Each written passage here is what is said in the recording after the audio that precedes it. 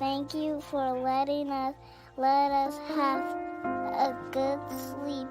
And God, I love you, and I hope you help some people and not let nobody scare, or you help somebody. If somebody's sick, you can help somebody, because sometimes people are really sick, and then you can get really sick, and then if you get sick to somebody else's cold, then you need to go to the doctor, and you need to tell your mom to stop to get somebody's cold, because that's really gross. Bye.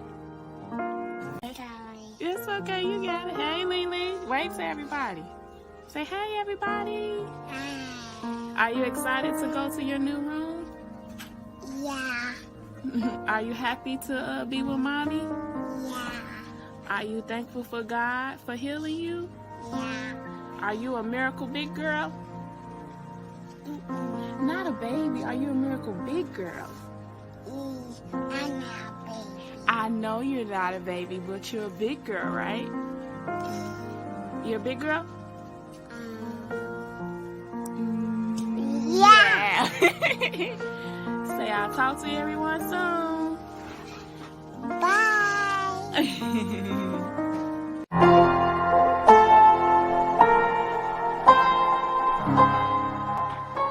Go. Hey. This is Chantai Rae, the #1 glow getter, author, motivational speaker, and CEO of the Chantai Rae Collection, where I encourage and empower families to live a lifestyle of non-negotiable faith through optimum health, beauty, and motivation. And my #1 mission and priority is to help those through the darkest time in their lives to know that the glow starts from the inside out, so they can manifest what they've been confessing their entire lives. But the first thing it starts with is non-negotiable faith, because miracles are normal. That's just not a cliche.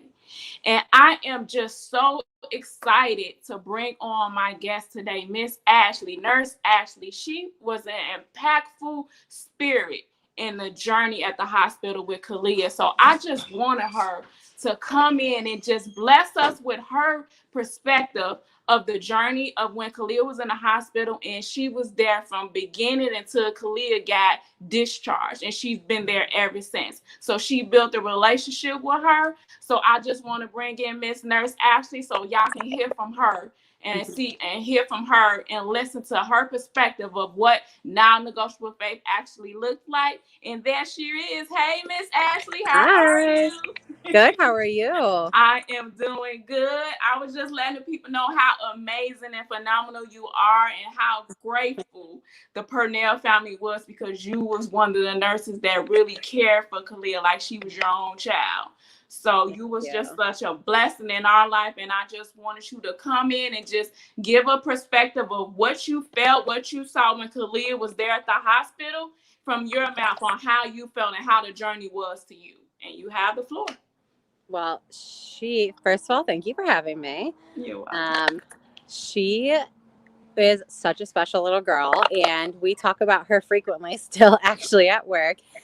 She made quite the impact. So, as you know, you guys brought her in, and she came in quite sick. And the one thing that was really inspiring to me about not only her, but you guys, was through her like darkest days, when she was as sick as can be and having like rough days, just your faith and your strength and your belief that miracles happen and that she would get better was so inspiring.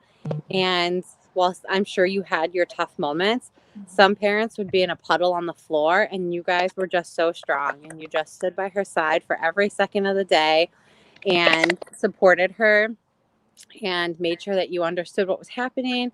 And it was just inspiring to watch the dynamics and the support system that you guys had amongst your family and for her. And no doubt that is half the reason that she made it through. And walked out of the rehab hospital. Like, after the way she was for months, who would have thought she would walk out? Like, that girl is amazing. And taking care of her was such an honor. And as happy as I was to see her go, I was also sad because she was just such a little joy. And even when she came off of ECMO and was still intubated, she was sitting in her bed playing. I remember her wearing her princess crown, waving her princess wand, and I was like, who is this little girl? Like, she doesn't even care. She's just so happy and joyful. And you could see that in her day-to-day behaviors, even when she was still sick. She didn't even, it was like nothing was happening. Like, she was like, this is me. I get to play. I get to be happy. Sure, I have a breathing tube in, but that's okay. Like, and that was like, that doesn't happen, especially with an average 2-year-old. They're kind of like, what is happening to me? And she was not that way. And it was very inspiring to watch.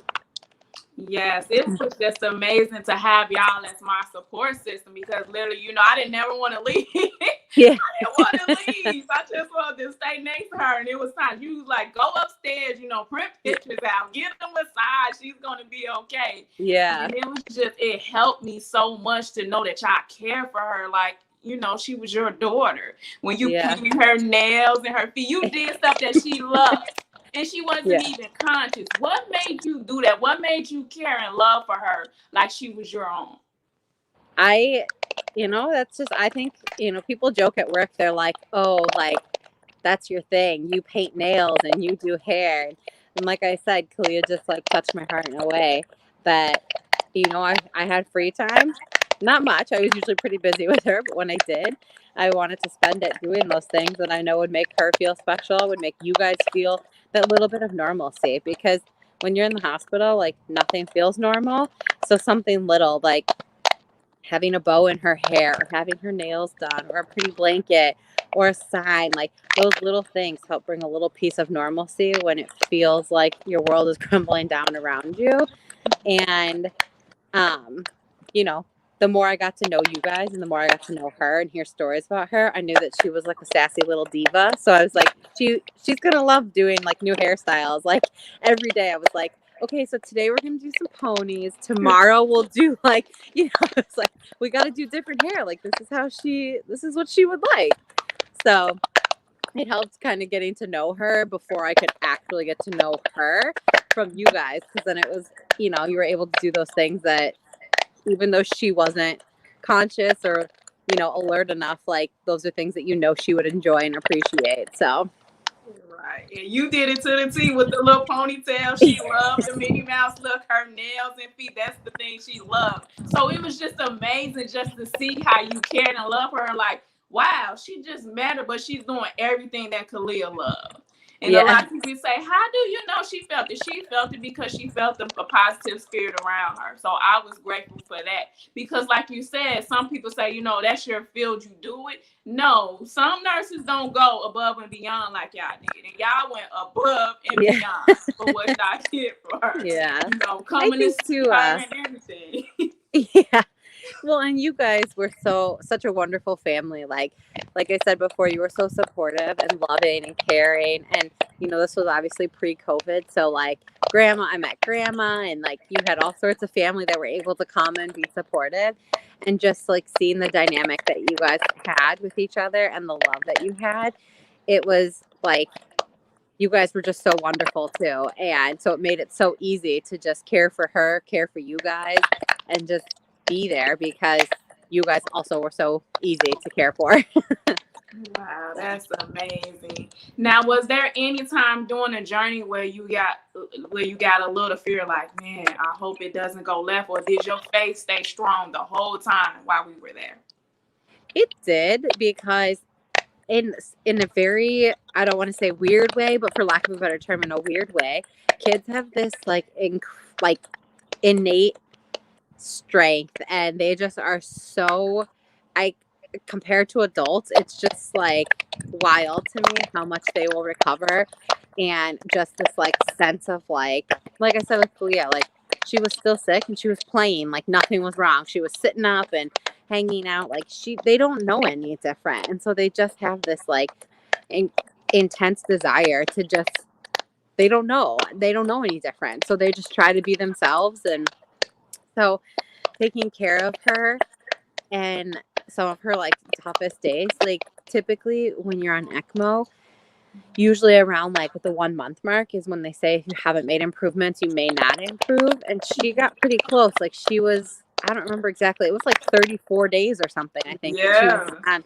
And she didn't have much progress. She didn't get any worse, but she didn't have much progress until like around that like 27-day mark. And then all of a sudden it was like that. And like it was. And like I've taken care of kids like her, like not with her same diagnosis, but kids on ECMO, and like typically they don't make any progress in their first 3 weeks, but there was just like a fire in her, and I was like, she's not getting better, but she's not getting worse. And so I was like, I think something just needs to switch. She just needs a couple more days of the rest, let the ECMO work for her.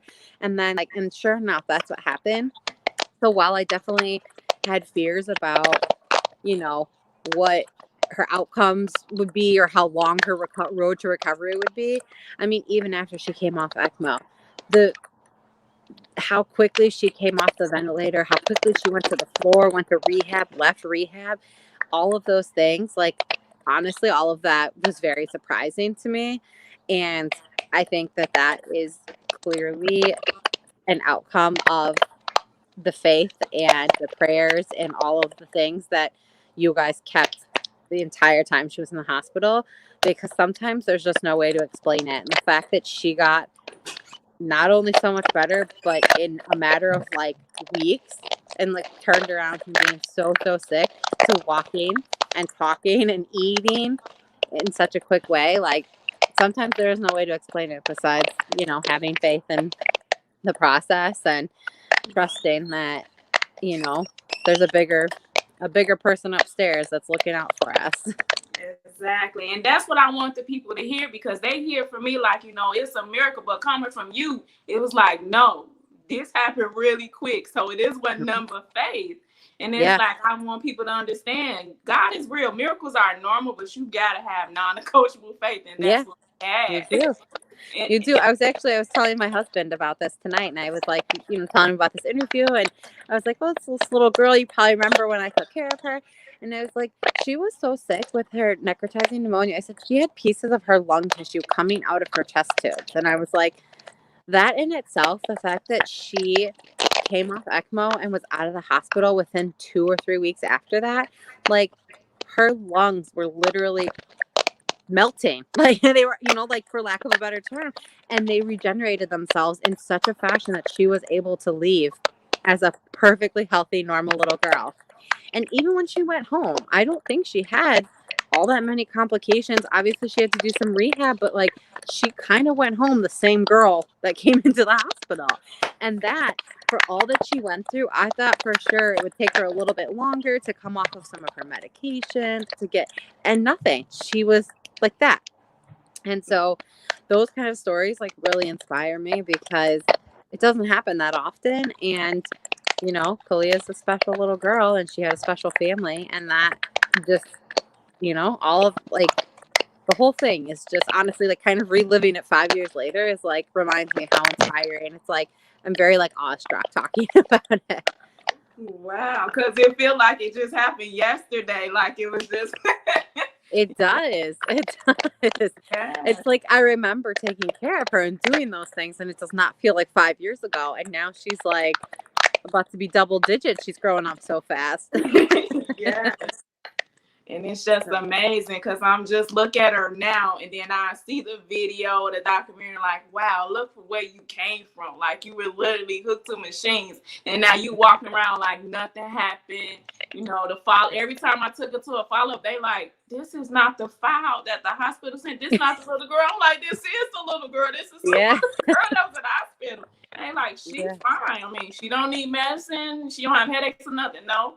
They was like, you don't need to bring her back. I'm like, okay. I'm like, I already felt it. And that's what I mean. Like seeing how healthy she was when she left, I assumed she would still have some little things here or there. And then like, you know, when I was catching up with you after she left, like hearing you say like we went to her follow-up appointments and they were like, you're good. Like, you know, and I remember you sending us a video when she left the rehab hospital, and the girl was like kicking her wheelchair and like walking. She's like, I'm good. Like, and she's like, I remember she was like doing this little like sassy girl stuff, and I was like, how? Like, you guys were only there for a few weeks, and she went from like being in a bed paralyzed for like medically paralyzed for 1 month to like back to her complete normal self. Like, it's crazy. And that is like, it is a true miracle. Like, she not only like pulled through, but she pulled through with flying colors and 1,000% passed. Like, so quickly, so quickly. Yes, because when we went to rehab, I know before we got discharged, they was like, she probably gonna need like 14, 21 days. We went to inpatient rehab for 7 days. They was like, she could go. It was like, she don't need to be here long, so let's do outpatient. She probably need about 2 weeks outpatient rehab, 7 more days. They was like, she could go. So she got out 2 days before her 3rd birthday. Remember, I kept saying, I just want her home for her 3rd birthday so she could celebrate. Yeah. It happened before her 3rd she did. Yeah. And I think that that's exactly it. You guys manifested a lot of things that you wanted to happen for her, and they happened. And, like I said, and every step of the way, when she got better and better, I had more and more faith that things would like go well, but I still assumed they would take longer than they did. And she just, like, I think she took everyone by surprise. I think she probably took you guys by surprise. She took all the physicians and nurses, doctors by surprise with how quickly she improved. So, yeah, it was amazing. So if you could give advice of what non-negotiable faith means to you, if someone asked you, Nurse, actually, what does non-negotiable faith mean to you? What would you tell them? I think that it means thinking about the things that are really important to you and the things that make your life important. And those things are non-negotiable. So those are the things that you will have faith in regardless of what happens. So in the most trying times, those things that are very important to you are the things that will uplift your spirits when you're down in the dumps and you're thinking like, will I make it through this? Or will this hard time be over? Whether it's a day, a week, a month, those things that are truly like your like very important to your core and kind of like your core beliefs and values, those are the things that will rise you up when you're falling down. I love it. That is awesome. I love that. So if you have like you're a nurse and you see a lot of different families, what tips would you give like families and moms that's going through that trying time from that journey that you saw? What tip would you give them to get them through that time? I think definitely leaning on your support system is incredibly important. And for everybody, that looks different. Some people that is prayer, some people that is family, some people that's friends, some that's a combination. But I think finding what your support system is that helps you have that non-negotiable faith. And I think also taking time to remember that while this is your focus and your child is sick, that you still matter too and you're important. So taking the time away to go take a shower and eat and take a walk, or like you said, you didn't want to leave her side, but you knew that like going to get a good night's sleep was good for you. And I think that's the thing is, as parents, it's so easy to forget about what's important for you to be there for your child. And so the more you take care of yourself, the more you can take care of your child and be there for them. So I think remembering those basic things, because as silly as it sounds, there are parents who literally are like, I haven't showered in 3 days. Like, you just forget when you're so focused on what's happening with your child, especially when it kind of takes you by surprise and it's not planned, which is like what happened to you guys. She was sick, and then all of a sudden, bam, like, there you are in the ICU, and that was unplanned, not expected. I'm sure you thought, okay, she just has a cough, a little pneumonia, like never expected to turn into that. And so I think making sure that you're relying on your support systems and taking care of yourself is very important. And to not feel bad. I think that's the one thing is parents feel bad. Like, I feel bad for sleeping. I feel bad for stepping away. I feel bad for not being here and helping change their diaper or hold their hand or read to them. And you can do those things, but it's okay to step away. And no one is trying to replace you as a parent, but take advantage of the fact that you have a nurse around to help you and support you and do those things so that you can take time to rest and heal yourself, because you can't help your child heal if you're not able to heal, because it's traumatic for parents just as much as it is for kids to go through something like that. So Yes, that's an amazing answer, guys. I hope if you haven't heard this, that you guys share this stream out, because she just dropped some nuggets. Because that was one thing I didn't want to leave her side, and at first I did feel bad because I want to make sure she eats and she gets washed up and make sure I'm there if anything changes. But it was taking a toll on me mentally. Mm-hmm. I really had to step away and breathe. So the support that I had used to come and take me out to go eat. Let's go eat somewhere. Let's go shopping. My mind was still stuck on Kalia, but I needed that time to get away. So take that to heed. If you're going through a challenging situation, it's okay to not be okay, but it's better for you to step away. Mm-hmm. I'm gonna say it again. It's okay not to be okay, but it's better for you to step away to regroup and get your mind clear, because that energy, they feel it. No matter if they conscious or unconscious, they feel that. So make sure that you're taking care of yourself first, because if you're not taking care of yourself first, you're not going to be there to take care of the child, period. So absolutely, that was an amazing tip. And I'm just grateful for Ashley, because like I said, she was one of the people that was there. Like, she was like my sister. Like, she was the motherly figure to my daughter. So I'm just grateful for that whole team, because the first hospital, we're not going to say the name. I'm just going to say that Khalil wouldn't be here today if we wouldn't have got transferred. So I'm just grateful we transferred to a place that really loved and cared for my daughter, and then speak death over her life. They looked at her and they went to bat like, okay, we about to do this, and this. ECMO is going to be letter Z. But we're going to do A all the way up to Z until we make sure she's okay. And the one thing I love about it is the head doctor said, it's not going to be a race. It's going to take time, but she's going to be healed. And she's going to be okay. So just let us do what we got to do, and it's going to be fine. And they made sure they communicated with me all the time, kept me up to date with everything that was going on with her. So I'm just grateful that I even met y'all, was able to build that relationship with y'all, because like you said, some nurses, like great nurses, they care, and after that, you don't see them no more. Disconnect. But no, y'all stayed in contact, and y'all didn't have to do that, but y'all did. Mm-hmm. Because y'all felt the presence of the family. Y'all felt the presence of the prayer. And I'm just grateful for you even taking time, because I know this your baby sleeping time. So I'm just grateful for you taking time today to talk to us. Yeah. So grateful, Ashley. And I'm just looking forward for the rest of the 50, 60 years, whatever, we stay connected. Yeah. It's so fun like I said, this is one of the best parts of my job, is like, out of in 15 years, I've taken care of quite a few patients, and they all touch me in some way. Like I like to say, they all leave with a little piece of my heart, but some bigger than others. And Kalia's definitely, and you guys, your whole family is one of those families who just has a bigger piece of my heart. And I still talk about her to this day. Like, she's inspiring, and watching her grow up, albeit it's been mostly on social media, but like watching her grow up is just amazing. And I love seeing that you don't even remember that she was sick. You're just watching a normal, healthy little girl, and you watch her grow up with her brother and her sister, and she's just having the time of her life, and it's really awesome. And it's my favorite part. Like, one of my favorite parts is when they get better and they go back to normal life, and remembering what life is like outside the hospital. So, yeah, that normalcy, that's what's amazing, to watch the normalcy. Like, okay, no matter what we went through, but it's about the now. So just continue to grow healthy. Nothing has happened since then. She's been healthy. All 3 kids been healthy. It's amazing. So just grateful. Because that time, we had challenges. Chantai ended up getting a cold. And remember, she was downstairs and Clea upstairs. And you like, you gonna be okay. Go eat. She gonna be fine. Yeah. Baby downstairs now. It was just a little cold, and she was fine. But it was like, I needed that in my.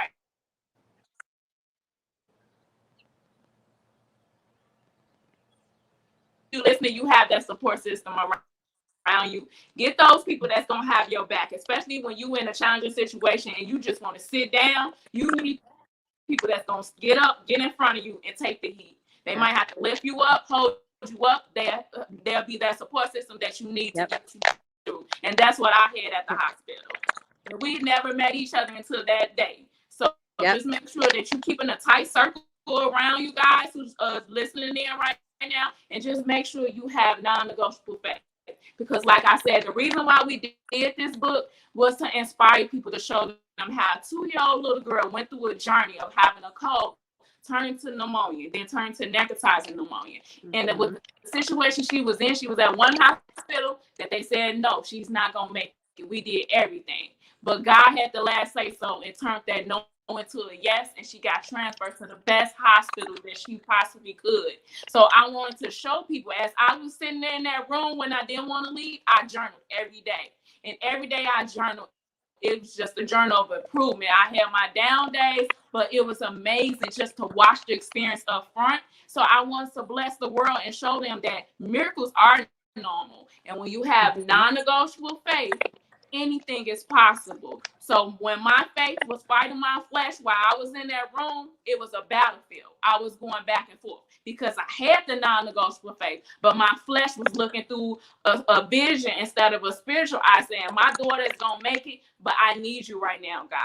I don't know what to think or feel right now because I was numb most of the time, but all I know is we walking out here. That's all I kept seeing. So it was a battle between my faith and my flesh, but my faith won. So non-negotiable, when my faith fought my flesh, shows you what non-negotiable really is, how to go through the tests and trials, and so you can see a living miracle. Because in this book, you actually feel and see the journey, the pictures, the details of what she went through, so you can see that miracles are normal and know that healing is real. Healing is a process, but if you put God first and you have non-negotiable faith, nothing is impossible. So I just want you guys to go pick this book up. It's on Amazon. When I Fought My Flesh, Non-Negotiable by Chantai Rae. And make sure you share this live with people.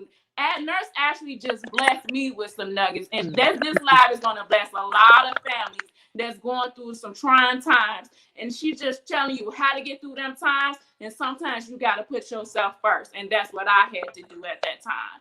So thank you so much, Ashley. Thank you so much for taking time to sit with me today. Thank you. I'm so grateful for your friendship. And I'm just grateful for the love and care that you care for Kalia. And we will be talking and seeing you soon.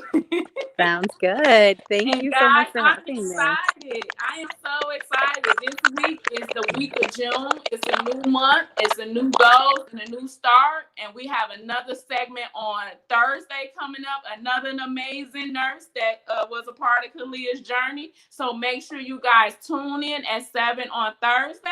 And once again, this is Chantai Rae, the #1 Glow Getter coach, author, motivational speaker, and CEO of the Chantai Rae Collection, where I encourage and empower families to live a lifestyle of non-negotiable faith. And I do this through optimum health, beauty, and motivational entities.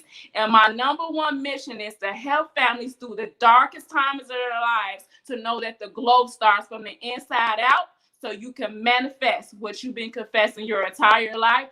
But it starts with non-negotiable faith, because miracles are normal and they're not a cliche. So we will see you guys on Thursday, and have a great night. Bye.